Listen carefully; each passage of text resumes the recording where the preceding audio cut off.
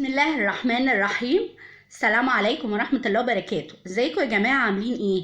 يا رب تكونوا بخير وبصحة وسعادة وسلامة يا رب ان شاء الله. قبل ما اعمل الفيديو بحب اعزي ليبيا واهل ليبيا. ليبيا دي يعني الاخت الشقيقة، مش حتى من اب او من ام مختلفين، لا دي اختنا شقيقتنا. طبعا كلنا زعلانين عليها قوي قوي على الاعصار واللي حصل والدمار اللي حصل فيها، والناس اللي توفت والبيوت والخراب اللي حصل. وربنا يرحم المتوفي ويصبركم يا رب، ويرحم المتوفين من المصريين اللي موجودين في ليبيا ان شاء الله. وربنا يستر علينا من الكوارث والأعاصير، وبرضو طبعا المغرب وأهل المغرب اللي حصل لهم وكده مش قليل بسبب الزلزال. وربنا يسترها علينا يا رب ان شاء الله. في مصر احنا مش ناقصين، يعني يوم كان اسكندرية ومرسى مطروح والجو لما قلب وكده، يعني ربنا يا رب يعني يسترها علينا ويرحمنا برحمته ان شاء الله. قبل اي حاجة احطوا لايك واعملوا لي اشتراك اشتراك اشتراك لو سمحتوا، لاني انا لو يعني ما خلصتش على اخر السنة هيلغوني من اليوتيوب، او انا من نفسي هحس ان انا ضيفة تقيلة على اليوتيوب فهخرج منه ساعتها. فيعني ممكن نبقى حلوين كده ولزاز ونبقى ناس خيرة ونشترك في القناة، ما فيهاش حاجة. ولو القناة ما عجبتناش بعد كده ما نمسحش برضه الاشتراك. واكون شاكرة جدا لحضراتكم. النهاردة انا بشكر يعني ومبسوطة، بشكر ومبسوطة الناس، بالأخص المحامي بتاع نيرة أشرف على مجهوده الكبير، وإن هو عمل لنا الحكم الجميل على عمرو الكاشف. عمرو الكاشف ده بني آدم، يعني طول السنة ونص كنا حاسين ان هو ما بيخافش ربنا. ما فيش ست ما اتكلمش عنها، ما عملش البدع والللي والكلام الكتير في حق ناس كتير قوي قوي قوي. وفي اخرها حتى الشرطة والقضاء والجيش وكله ما سلمش من لسانه. لسانه ده يعني صراحة سبب نكبته، عايز قطعه. عارفين هقطع لك لسانك من لغلوغه، هو عايز قطعه من لغلوغه، عايز يعيش كده بس من غير لسان، لان هو مش بيأذي نفسه بس، هو بيأذي البنتين اللي معاه كمان بسبب لسانه الطويل، بسبب آرائه الغريبة. يعني هو ساعة موضوع نيرة أشرف الله يرحمها ومحمد عادل برضه الله يرحمه، لما ظهروا هو ظهر موضوعهم بتاع حادثة القتل وكده، هو ظهر بقى واقف مع نيرة شوية ومع محمد عادل شوية، وكان بيتكلم كلام وحش جدا جدا جدا جدا جدا في حق نيرة واخلاقها وسمعتها. يعني الست ماتت وماتت موتة صعبة جدا، يعني معظم الناس تمنوها لولادك من كتر ما انت بني ادم ما تعرفش ربنا. بقت الناس كمان ما بتعطفش على ولادك، لان بيقولوا زي ما انت بتقول على الناس على بنت زي دي غلبانة مهما تكون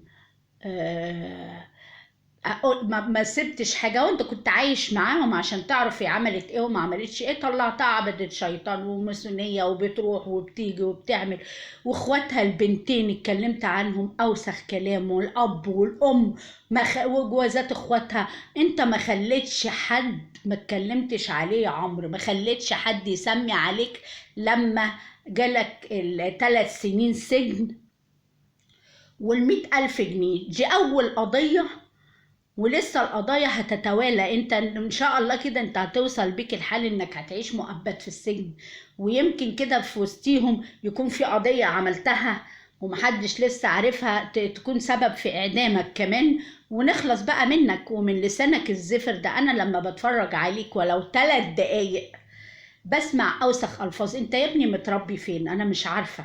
ومنزل فيديو وعمال تشتم تشتم تشتم بتشتم في الشرطة ليه؟ مش هي دي اللي انت بتقول انا بجري اتحامى فيها؟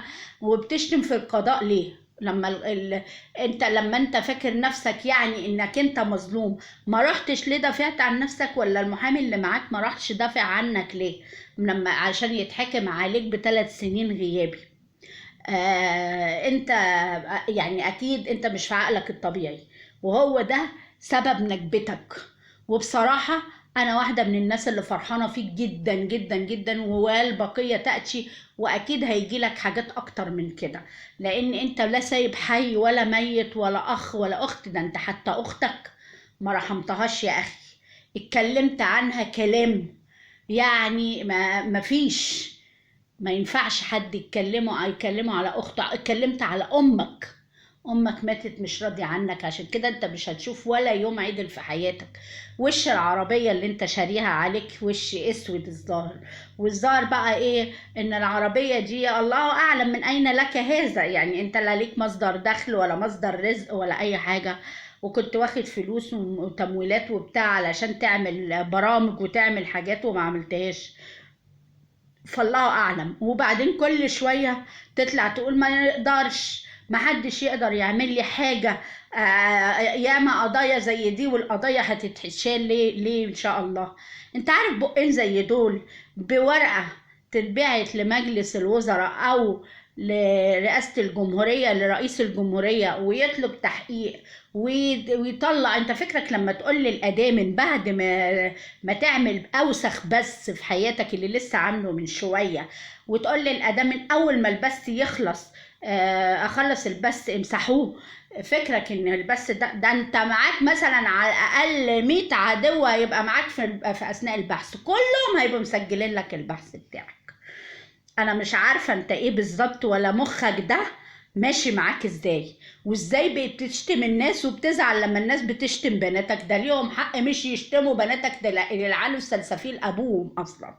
يعني زي ما انت عندك كرامه وخايف على كرامه بناتك وسمعتهم، الناس كده. وما سبتش حتى العيال، انا هعمل في عيالكم وهصورهم، بتصور ستات وبتعمل. وانت ده انت ليك يعني حاجات غير حسابك في الدنيا هيبقى حسابك في الاخره.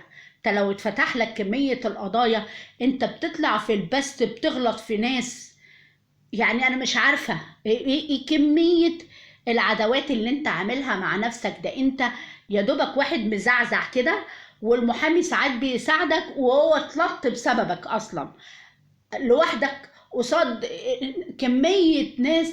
كل دول انت عامل معاهم عداوات. بس انا هقول لك ايه احسن، خليك تاخد جزاتك ونرتاح منك ومن امثالك، لان البلد مش ناقصه تهييج. وبعدين ايه؟ الرئيس واخد فتره رئاسه ثالثه، احنا مش ناقصين، انتوا عايزين توقعوا الرئيس. انت مالك انت ومال الرئيس؟ انت تيجي ايه جنب الرئيس؟ انت ذبابه، انت ولا اي حاجه بالنسبه للرئيس. رئيس ايه اللي انت مقارنه بيك؟ والحزب الوطني طلع والمش عارفه ايه طلع. انت عايش في المهلبيه يا ابني، هو انت في الكون معانا، ولا انت مخك طاير في مكان تاني؟ وكل شويه تهرب حبه حبه حبه. ما تخافش، القمر الصناعي اللي فوق الهوبا ده اللي عندك فوق ده هيجيبك ان شاء الله، ما تقلقش. يعني انت اكيد في ناس رصدينك كتير قوي قوي قوي، وهيبلغوا الشرطة عشان انت مطلوب ضبط واحضار، علشان تاخد كلبوش في السجن ب3 سنين غيابي، وتدفع غرامة كده وانت واقف توتو على كبوته 100,000 جنيه. ده في اول قضية بتاعت سب وقذف المرحومة نيرة اشرف، والبقية تأتي. وابقى شوف بقى ايه ساعتها انت هتعمل ايه في نفسك وفي عيالك. وادام كده يبقى انت هتتاخد، لازم تتحط في السجن، وبعد كده تبقى تعمل بقى معارضة، مطاولة، مناقصة، اعمل بقى اللي انت عايزه. ولسه كل واحد بعد كده نفسه هتتفتح بقى ويقدم فيك التحرش والتليفونات الليلية وانتوا عايزين مني ايه؟ انت اللي عايز من الناس ايه؟ ما ياما الناس نصحوك، وانا من اول الناس اللي نصحتك وقلت لك لم نفسك وكفايه البعترة اللي انت عاملها في نفسك وفي عيالك. كفاية دول، انا لا شايفاهم بيتعلموا ولا شايفاهم بيعملوا اي حاجة، ودول على سمعتك. دول هيشوفوا جواز في حياتهم، ولو انت دخلت السجن مين هيقبل يعيشهم معاه؟ ولا انت مظبط مع حد؟ هتظبط مع مين؟ ما انا مش فاهمة. انت متهيألك انت عايش في المهلبية. انا قلت لك المهلبية دي وحشة على اللي في سنك. ده كان الفيديو بتاعي النهاردة، وانا عايزة النهاردة اليوتيوب يتملي ناس فرحانة وبتحيي بعضها وبتبارك لبعضها على ان في غمة اسمها عمرو الكاشف اتحكم عليه في اول قضية ب3 سنين غيابي و100,000 جنيه غرامة.